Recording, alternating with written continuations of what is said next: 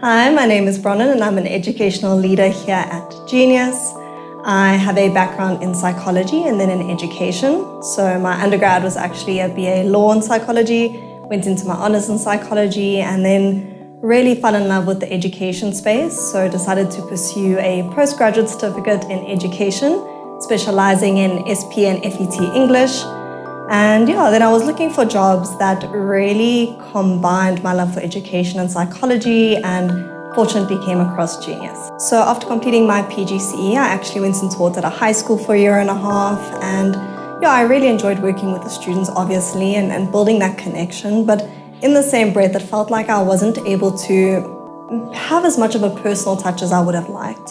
So I think what I really enjoy about the educational leader position is not only the opportunity to connect even more with your students and with their families and obviously the stakeholders that work with them, but also the opportunity to really personalize the academic program in a way that I wouldn't have been able to do when I had 20 students in my classroom. So I actually started off at Genius as a tutor, and it allowed me to really get to know, I think, how Genius is different to a standard tutor agency model. It's a very holistic approach. So not only do we kind of tutor specific subjects, but as an educational leader here, we're having meetings with these students, getting to know them really well on a personal level, and I think acting in a way that I felt was missing a little bit when I was a teacher in the educational space.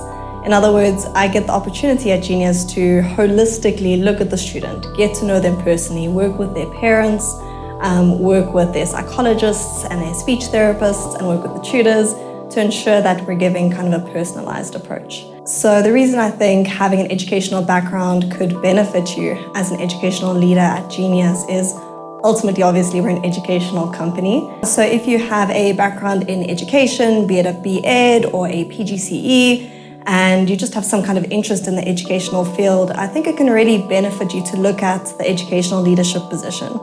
Reason is, being an educational leader, ultimately, it is an educational role.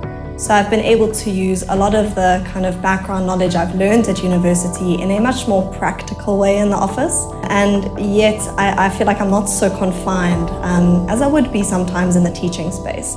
Here I'm allowed to be a little bit more innovative, a little bit more personalized, and I think often brainstorm with others who have an educational background as well. So many ask me, what is an educational leader? What does a day in the life of an EL look like? And honestly, every day is so different. It's a very dynamic role, ever-changing, and we wear lots of hats as educational leaders. I'd say my day primarily is made up of meetings with tutors, which is awesome. Again, like-minded individuals who ultimately want the best for the students. Meetings with parents, where we're kind of guiding and just brainstorming between us what is going to be the best for the student we're working with. Mentorship meetings with students and just kind of leading them in specific ways. And if I'm being honest, quite a few coffees in the kitchen with my colleagues, where we really just like to kind of bounce ideas off of each other to work together to make sure that we are providing the best service we can for the client, but also we're gaining insights and using others' strengths. So my day is ultimately made of a lot of different meetings.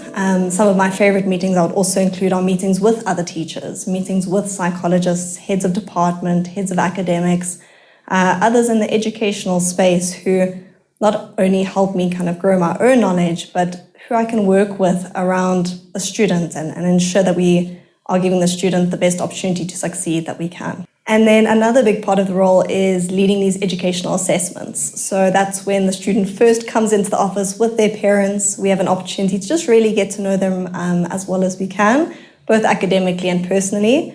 And that's a big part of the position, I would say, because it allows us to personalize and really develop an academic program that we think is going to lead to their success ultimately. So many might wonder, what is the time commitment involved in being an educational leader? So it's standard office hours, Monday to Friday, 8 until 5, and then Saturdays half day or Sunday, depending on your preference. But to be honest, we're often here after 5, be it parent meetings where, of course, clients have work during the day or students are just so busy with sports that we're doing an after-hours assessment. Other times, we just can't get people to leave the office, chatting, having coffee and connecting. The hours are quite different to the hours I was experiencing, obviously, when I was a teacher. But I can honestly say that I feel the hours a lot less since joining Genius than when I was in the teaching space. I enjoy what I'm doing so much, and I think so much of my day is spent just working and chatting and engaging with others that by the time the day comes to an end, I'm sad sometimes to leave the office and excited to come back in the morning. So many of you might be wondering from a financial perspective what the earning at Genius looks like. And I can honestly say, since joining Genius, I've been earning much more than I would have earned in the teaching space, and much more than I was earning in the teaching space. So on the website, we advertise a minimum after training of 24,000 Rand. But honestly, that's for advertising purposes. From a commission base, you can be earning a lot more than 24. And many of our educational leaders are earning more than double that. Definitely, it's an outcomes-based remuneration, which means the effort you put in, the work you put in, and the time you put in ultimately leads to your remuneration. So it's a lot more fulfilling for me, honestly, than in the teaching space, where it felt like if I put in an extra 4 or 5 hours, it kind of went unnoticed and didn't really play a role.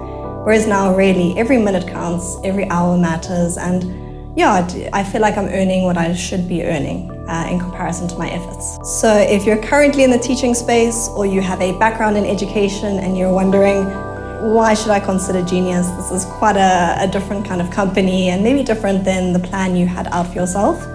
My immediate response is because it's so different, because Genius is an environment where you can come in, interact with like-minded individuals, and essentially determine your ceiling. So the day, as I mentioned, is so dynamic. The opportunities here are immense, and not only do you get to work with students with various different needs, various different ages, and gain a lot of educational experience, plus use your knowledge from university, but you also just get to work with incredible colleagues, laugh a lot, learn a lot, and yeah, I would say get inspired a lot. We've got a big focus on self-growth at Genius, and I would say my main reason for joining Genius is because it will push you, it'll challenge you, but in the best of ways. I think you will become your best self being here. So if you are wanting to apply to Genius and you're wanting to know what you need for the application process, essentially we do put quite a heavy emphasis on good matric results. Obviously we're an educational institution, so either an A for maths or for English, and bonus if you've got a couple more, plus then a valid driver's license and a vehicle to be getting to your client meetings and other kinds of engagements. In terms of the kind of person we're looking to hire at Genius, someone ultimately who has a background in psychology or in education or in tutoring or in business ultimately, someone who really just wants to grow heavily and learn a lot and really wants to ultimately work with people and with kids. And yeah, maybe a last benefit of working at Genius is just the leadership opportunities. I felt like joining, without realizing it, was able to quite quickly climb through the ranks, to work with others and ultimately to lead others. In the teaching environment, it did feel like I was stuck, at least for quite a long period of time before other opportunities would present themselves. Whereas here at Genius, it really is, as I said, the ceiling you set for yourself is what's going to be there. So if you're wanting to step up and put up your hand to become a leader, we're promoting that and fostering that. So lots of growth opportunities in the role as well.